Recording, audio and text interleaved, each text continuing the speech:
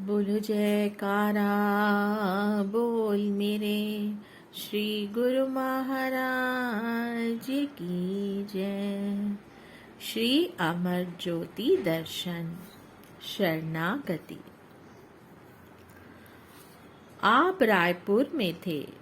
सन 1947 में देश विभाजन हुआ तो बड़े भाई साहब ने आपको कलकत्ता बुला लिया और आपके लिए सालकिया जनरल स्टोर नाम की दुकान खोल दी। उस दुकान के ऊपर एक स्टोर बना हुआ था। आप नित्य प्रति 2-3 घंटे ऊपर चले जाते और भजन अभ्यास में लीन हो जाते। कुछ समय पश्चात आपने अपने बड़े भाई साहब से कहा कि यहाँ हमारा मन नहीं लगता।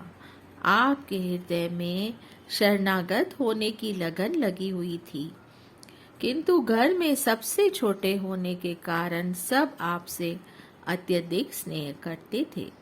वे नहीं चाहते थे कि ऐश्वर्य संपदा छोड़कर आप साधु बन जाएं। उनका यही प्रयत्न था कि आप घर पर रहकर ही भजन भक्ति करें। आप प्रातः घर में भजन अभ्यास करते। आपने सबको कह दिया था कि हमें कभी भी जबरदस्ती उठाने की चेष्टा न करना। जब तक हमारा जी चाहे हमें बैठा बैठा रहने दिया करे। एक बार भजन अभ्यास में अधिक समय बीत गया। आपके मुखमंडल पर तेज धूप आ गई। आपने प्रातः से भोजन भी ग्रहण नहीं किया था। आपके प्रति बड़ी बहन का हार्दिक स्नेह होने से उसने आपको भजन अभ्यास से उठा लिया। आपने फरमाया, बहन, हमें भजन से उठाकर अच्छा नहीं किया। आज अभी हमारे माथे पर श्री सद्गुरुदेव महाराज केसर का तिलक लगा रहे थे। आज अभी हमारे माथे पर श्री सद्गुरुदेव महाराज जी केसर का तिलक लगा रहे थे। इतना कह आपने फिर से आंखें मूंद ली।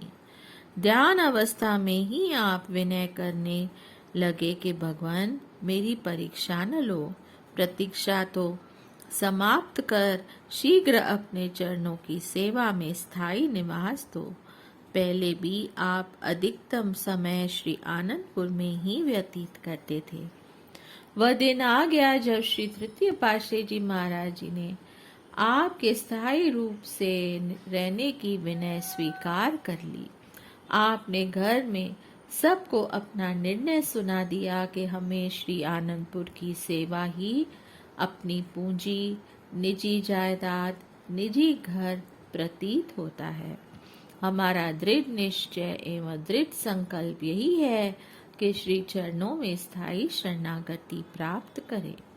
घर के सभी सदस्यों को आपके प्रति अगाध प्रेम था, इसलिए उन्होंने आपकी प्रसन्नता और मौज को ही सर्वोपर माना। सन 1953 में जब आप वैसाखी के शुभ पर्व पर श्री दर्शन करने के लिए आए तो श्री चरणों में स्थायी शरणागति के लिए विनय की। आपकी अटूट श्रद्धा एवं तीव्र लगन तथा उपयुक्त समय को जानकर श्री सद्गुरुदेव महाराज जी ने विनय स्वीकार की। आपके भाई साहब ने आपके दृढ़ संकल्प को देखकर कार्य व्यवहार को समेटने की विनय कर दी। आप पुनः श्री आज्ञानुसार कलकत्ता गए और शीघ्र ही सब कार्य निपटा लिया। आप 4 जून सन 1953 में पुण्य श्री आनंदपुर लौट आए और श्री चरणों में विनय कर सर्वस्व समर्पण कर पूर्णतया शरणागत हो गए। आपके मन की साध पूरी हुई। उस समय आपने श्री सद्गुरुदेव महाराज जी के मुखमंडल पर अलौकिक तेज में आत्मानुभूति के आनंद को अनुभव किया, जिसका वर्णन नहीं किया जा सकता। आप पहले से अधिक सेवा और भजन अभ्यास में जुट गए। निर्बंध कभी किसी बंधन में नहीं बनते। श्री सतगुरुदेव जी महाराज जी की कृपा दृष्टि पाकर आप निहाल हो गए। आपको श्री आनंदपुर में रहते हुए अत्यधिक मेल जोल रखना अथवा वार्तालाप करना प्रिय न था। एकांत प्रिय व सेवा में तन प्राण से जुटे रहना ही जीवन का ध्येय था। वैसे तो श्री सतगुरुदेव महाराज जी श्री तृतीय पातशाही जी ने प्रेम के अवतार बन सब पर ऐसा प्रेम का जादू डाला कि उस समय जागीरदार, धनवान एवं सम्मानित लोग परमार्थ एवं रूहानियत के आनंद में सराबोर खींचते चले आया करते थे। सबकी जीवा पर एक शब्द था कि एक बार नाम सुनते ही दिल दीवाना हो जाता है और आनंदपुर वासी भगवान को पाना चाहता है। इन सब में से विशेष कौन है और किसने परमार्थ कार्ड संभालना है, यह तो वे ही जानते थे। इसलिए आप पर विशेष कृपा दृष्टि बनाए रखते थे। एक बार महात्मा सतगुरु सेवानंद जी श्रीमान जी ने महात्मा योग आत्मानंद जी से कहा, महात्मा जी, हम आपसे एक बात पूछना चाहते हैं कि जब भी यह भक्त श्री राम प्रकाश श्री सतगुरुदेव महाराज जी के सामने आते हैं तो श्री गुरुमा जी के मुखारविंद पर दिव्य ज्योति और मुस्कान आ जाती है। इनमें क्या विशेषता है? महात्मा योगात्मानंद जी को श्री गुरुमा जी ने गुरु दीक्षा के दिन संकेत में सुझाया था। गुप्त रहस्यों को समय से पूर्व प्रकट करना संत जन उचित नहीं समझते। उन्होंने कहा, श्रीमान जी, अपनी अपनी भक्ति की कमाई है, जो जितना करता है उतनी दात पाता है।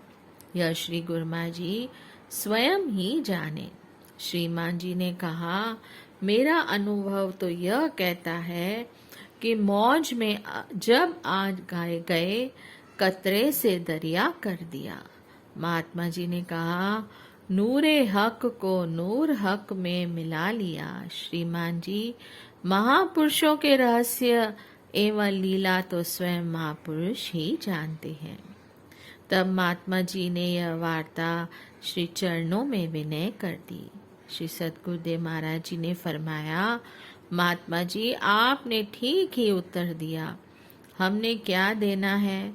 यह तो दुर्दरगाही काम होते हैं जो महापुरुषों को करने होते हैं।